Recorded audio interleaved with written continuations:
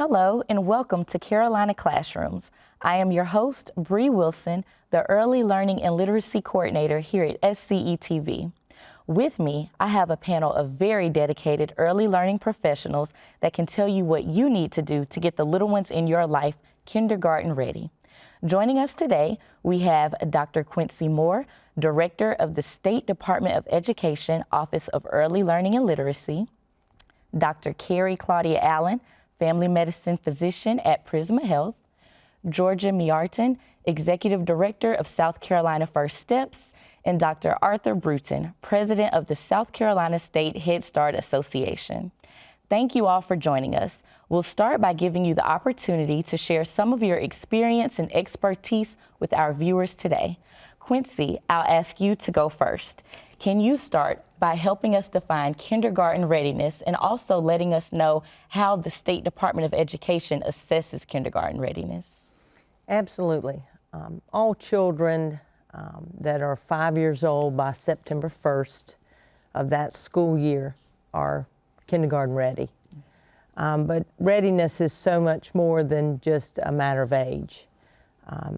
From birth all the way up to 5 years old, parents, caregivers, community members all should be nurturing the children, providing great learning environments for them, and establishing positive relationships so that they are ready. But every child develops differently. So that means every child is ready differently.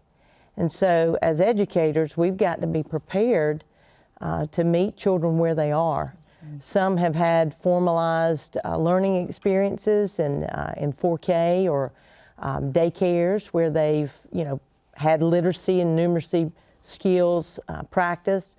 Some have had no formalized education prior to being in kindergarten. So readiness is a broad word. At the State Department, we use something called the KRA, which stands for Kindergarten Readiness Assessment, but please know it's not a test. It is measures in 4 domains: language and literacy skills, mathematical thinking, social emotional, and physical activity. So in those 4 domains, what a parent may hear about, a child may be observed out on the playground. A child may be observed and taught with a teacher in a small group. A child may answer some questions on a computer or a tablet or an iPad.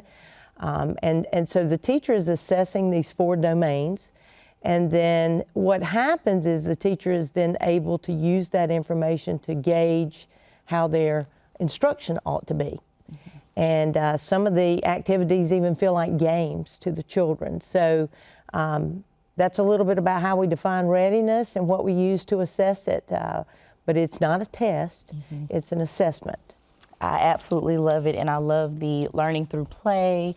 And also, you hit a very good point that children hit milestones at different times in their lives, so that is very important. Georgia, I would like to give you the opportunity to define kindergarten readiness as well. Thank you. We are so pleased to have the opportunity to share with parents that kindergarten readiness and the journey toward kindergarten and school success begins at birth. It doesn't begin in 4K. It doesn't begin the summer before kindergarten. It starts really prenatally with a healthy pregnancy and then those early interactions that parents have with their young children. And so when that child is walking into kindergarten, we think about 5 different domains, and we identify these and share them with families on the profile of the ready kindergartner, which sort of mirrors the language of the profile of the ready graduate, which many people in South Carolina are familiar with. So those 5 domains that we look at is we want our kindergartners to walk into school with both the cognitive and the non-cognitive skills. So those cognitive skills are language and literacy skills, the pre-reading skills that we think about, and mathematical thinking, mathematical skills. But then also, and in fact, even more important, are those social emotional skills, the approaches to learning. So a lot of times people say, what does that mean, Georgia, approaches to learning? So think about the child who can ask good questions, who's engaged with the book, or frankly is even able just to sit still long enough to complete a project, a craft project with their mom or dad. So those are approaches to learning. And then finally, the motor skills, the physical development is also key. So we work with families all across the state to make sure that they know what kindergarten readiness looks like, but equally important that they know that that begins at birth and even prenatally, so that moms and dads, grandparents, and community members can really pour into their children in all those different domains, so that when they walk into school, they have that positive and successful first experience. I certainly agree that everything does start at birth, and that does bring me to a question for you, Dr. Carey. So based on the definitions we've heard so far, kindergarten readiness will begin well before the child will enter the classroom. So it means that families and caregivers, they're major players when it comes to getting the children kindergarten ready. And so from your vantage point, what can caregivers and families do to give the children they love the very best start from birth? Absolutely. So I totally agree with my fellow panelists that it starts the moment a woman or pregnant person finds out they're pregnant.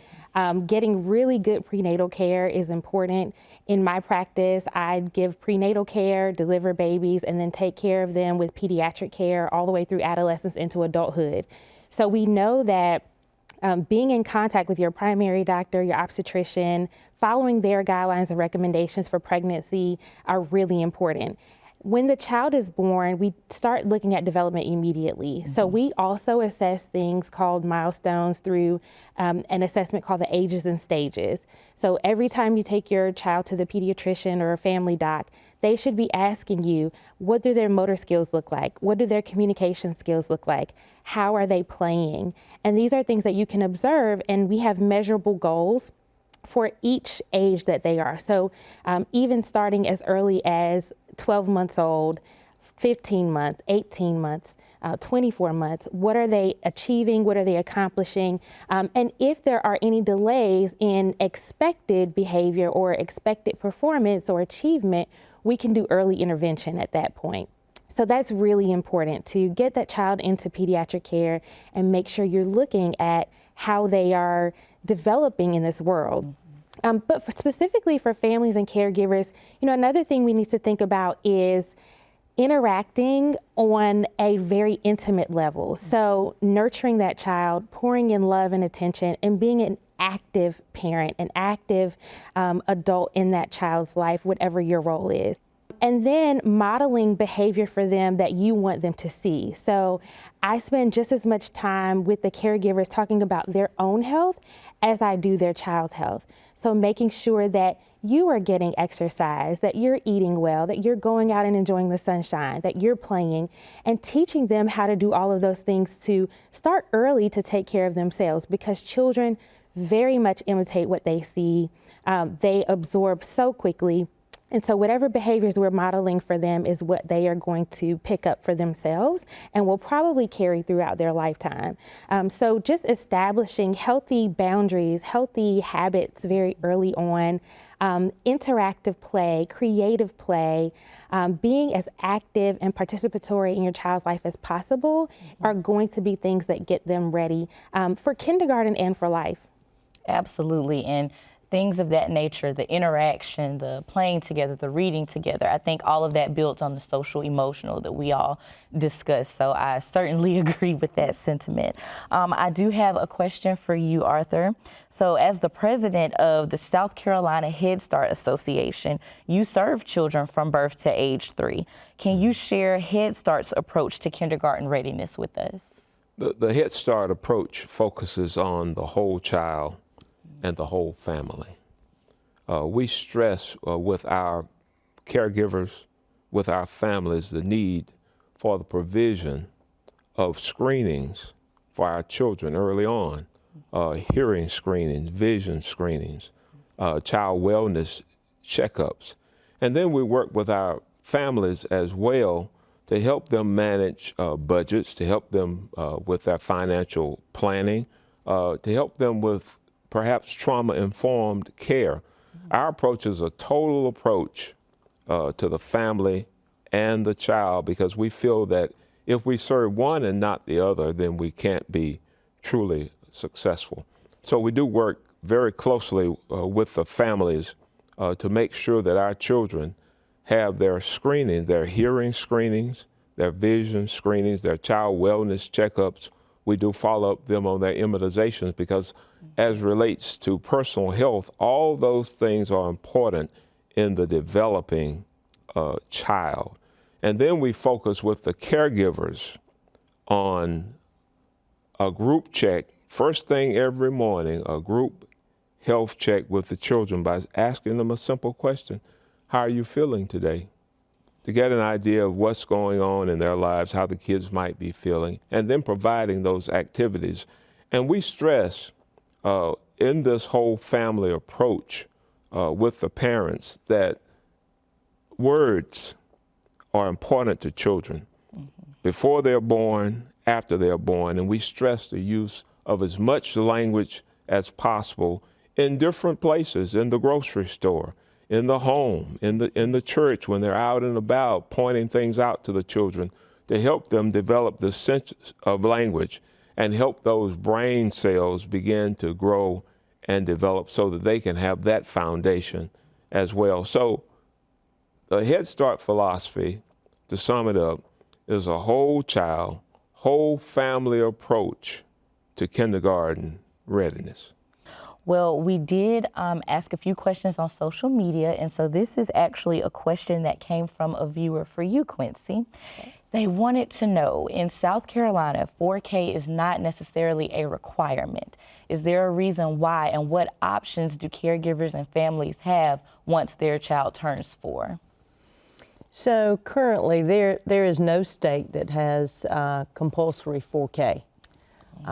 So our state, South Carolina, though, was one of the first ones to offer universal 4K for 4-year-olds. And so we're real proud about that.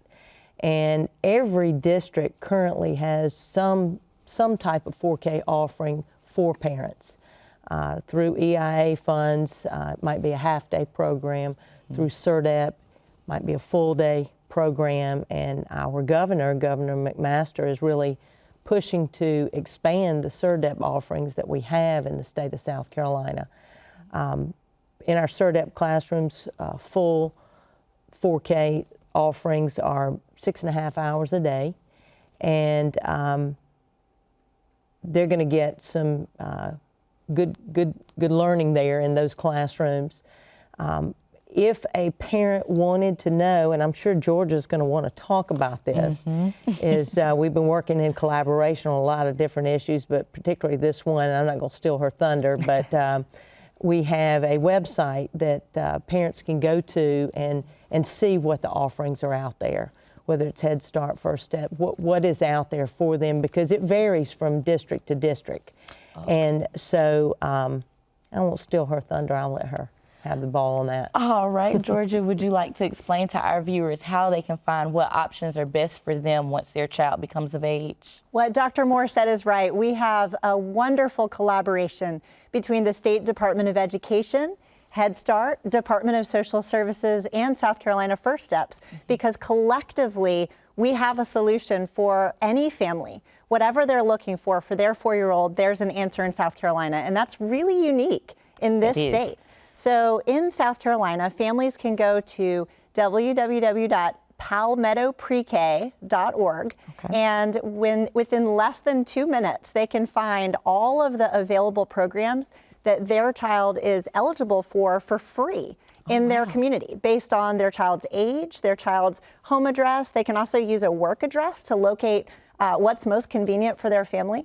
And one of the things that's really wonderful excuse me, one of the things that's really wonderful for families in South Carolina with palmettoprek.org is that parents can decide if it's important to them for their child to be in a 4K program. Maybe they have older siblings, so they want to be at a local public school, so they can bring their children by school bus every morning to one location. Or maybe they say, you know what, we're really interested in a child care-based program where our 4-year-old can have that experience of being a senior, of being, very confident coming into that 4K year. They've been going to this child care center.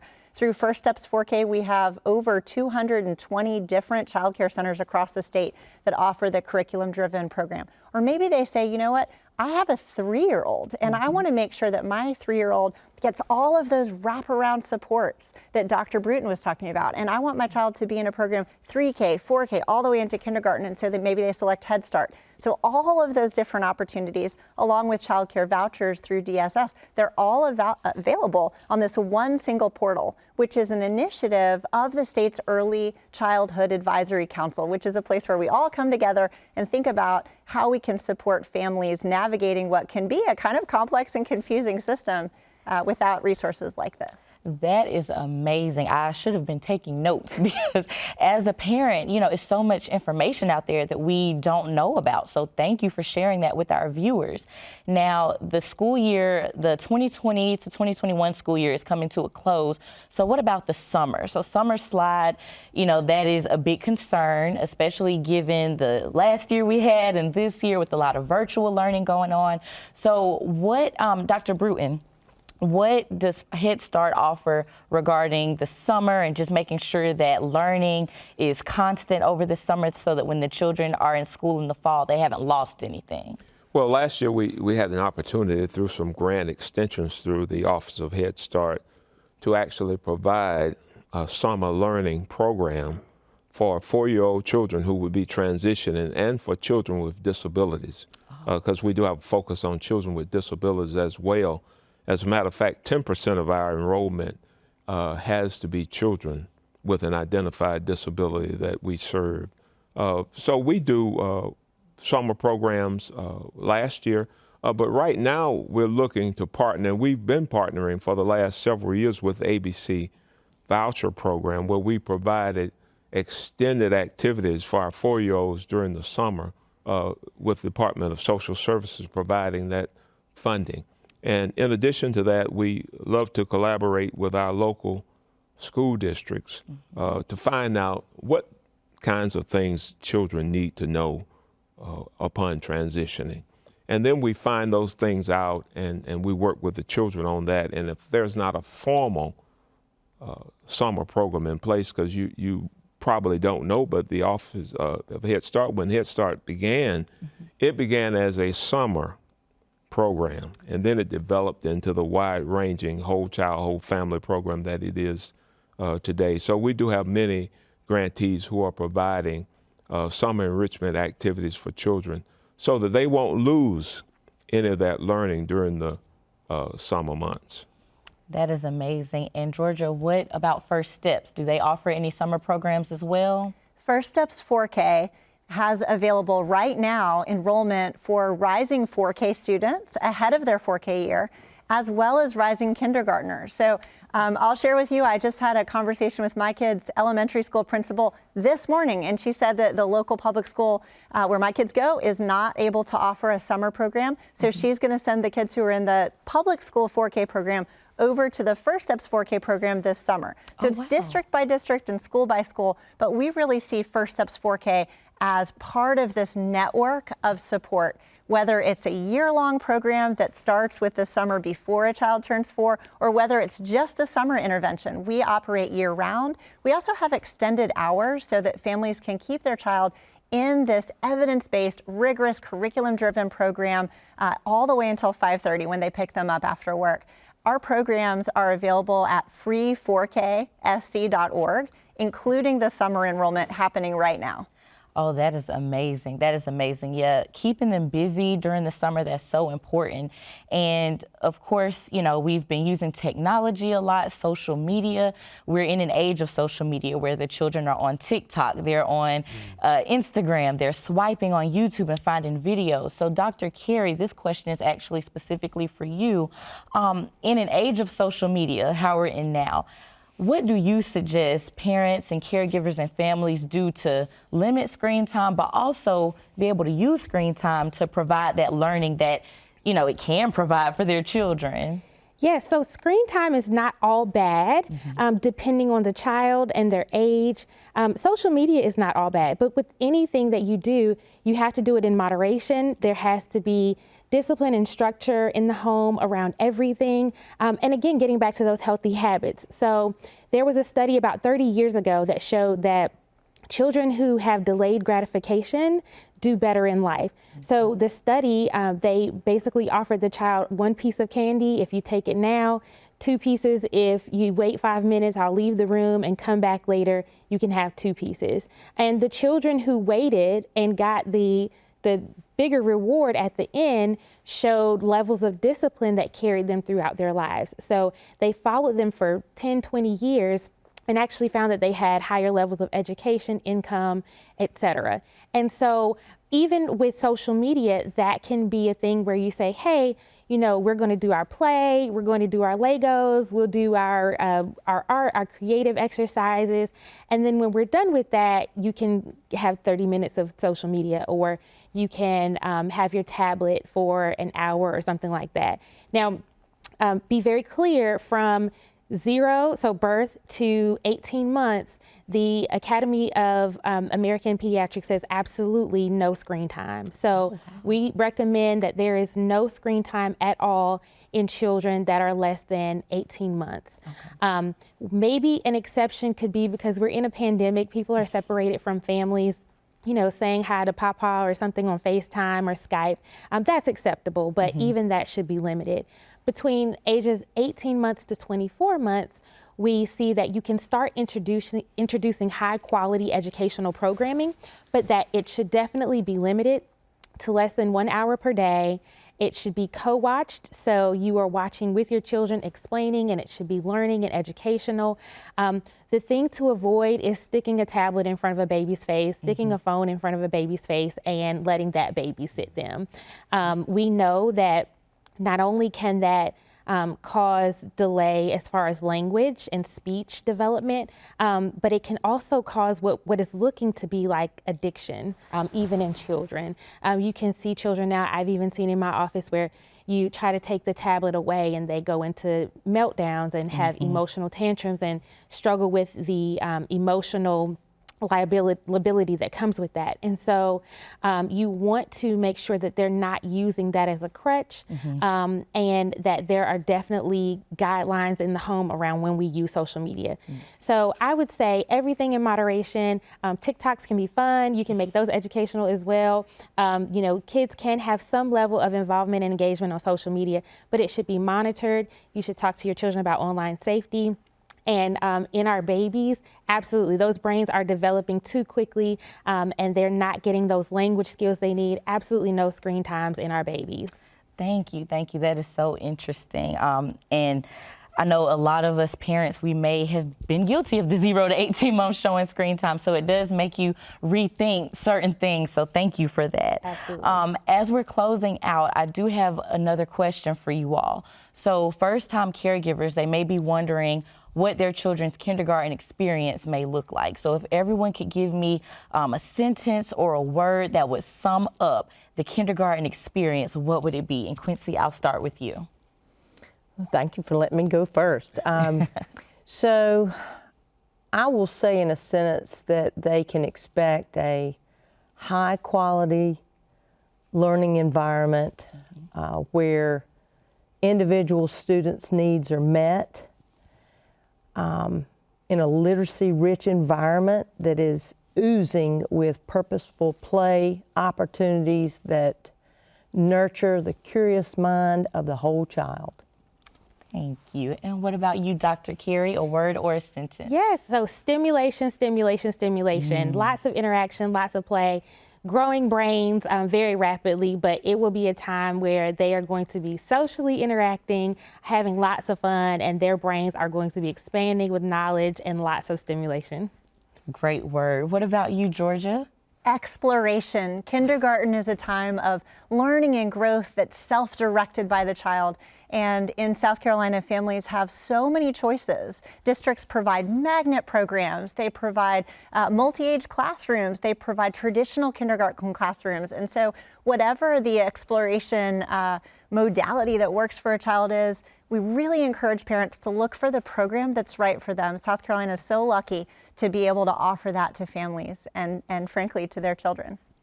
Absolutely. And what about you, Arthur? One word or sentence? Yeah, I would say that parents should expect more structured learning activities, and with emotional supports for the children. It won't be the same as it is in pre-K. So they need to keep that in mind, that the learning experience will be a little bit different because the kindergarten teachers will be expecting a little bit more self-empowerment from the kids and self-control from the children. So they should expect that going in. But there will be, and I agree with Dr. Moore, there will be a lot of high-quality learning activities and interactions among the children. And there will be additional opportunities for the children to develop and improve upon their language skills. Thank you. This has been such an insightful and an inspirational conversation. Thank you again to our in-studio panel. Thank you, Quincy, Dr. Carey. Thank you, Georgia. Thank you, Dr. Bruton. We appreciate each of you for sharing your advice and your expertise. We hope that the information you've shared will help our viewers access your programs for their little ones and will also help them get their kids kindergarten ready. Thank you also to our viewers for joining us. You're invited to access this program online at carolinaclassrooms.org. There, we will continue the conversation and dive into questions we didn't get to unpack in this episode. We appreciate your viewership. For South Carolina ETV and SCETV Education, I'm Bree Wilson.